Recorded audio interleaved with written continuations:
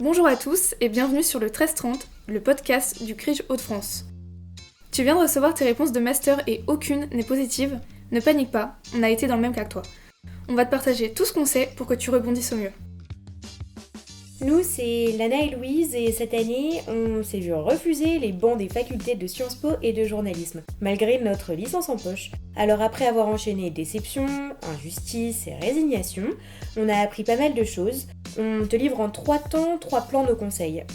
Première chose à faire, comprendre pourquoi tu n'as reçu que des refus. C'est peut-être le manque d'expérience, de motivation ou de logique dans ton projet professionnel.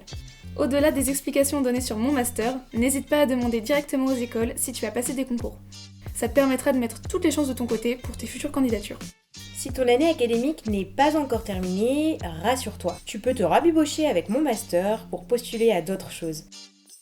Après la phase d'admission vient la phase complémentaire. Elle te permet de choisir de nouvelles formations entre fin juin et juillet. En parallèle, tes vœux en attente continueront d'évoluer jusqu'à début septembre grâce au désistement. Si tu ne reçois aucune réponse positive après la phase complémentaire, il te reste toujours l'option des recours. Tu as jusqu'à 2 semaines après le dernier refus pour saisir le rectorat de ta région académique. Il devra te proposer 3 masters compatibles avec ta licence et ton projet. Pour y avoir droit, tu dois avoir émis plus de 5 candidatures sur la plateforme, avec minimum 2 formations différentes dans 2 établissements différents.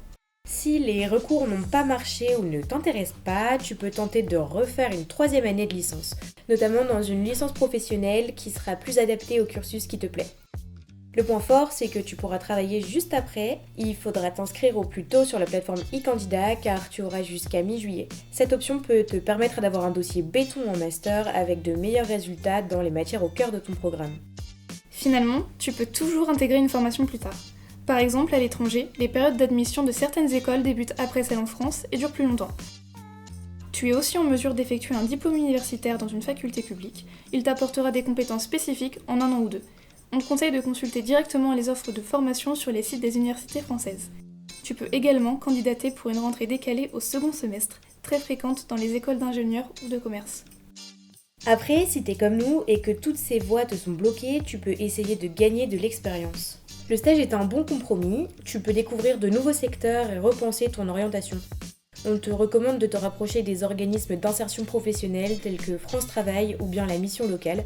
Ils t'en diront plus sur les conditions pour obtenir ta convention. D'ailleurs, on en a parlé avant, si tu suis un DU, ton université peut t'en délivrer une. Ça nous amène à un petit trigger warning, attention aux organismes de formation à distance qui proposent une convention en échange de plus ou moins 500 €. C'est légal, mais onéreux. Et en cas de boulette, les possibilités de recours sont très limitées. En tout cas, si tu veux retenter ta chance l'année prochaine, sache que tes stages seront un atout important. Sinon, tu peux faire comme nous en t'engageant dans le volontariat.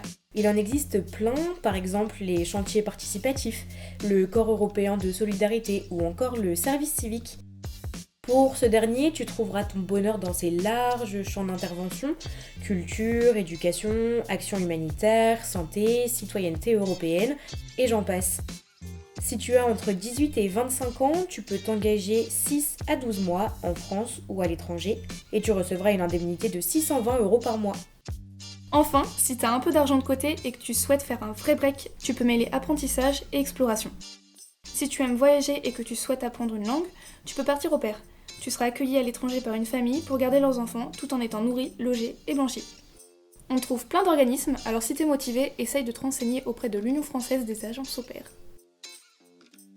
Tu peux aussi te lancer dans le woofing. Tu seras bénévole dans des fermes biologiques et tu œuvreras pour des projets écologiques en échange de logements, repas et de la découverte d'un mode de vie durable. Tu peux partir avec Workaway, plateforme la plus connue, dotée de programmes déployés dans 180 pays.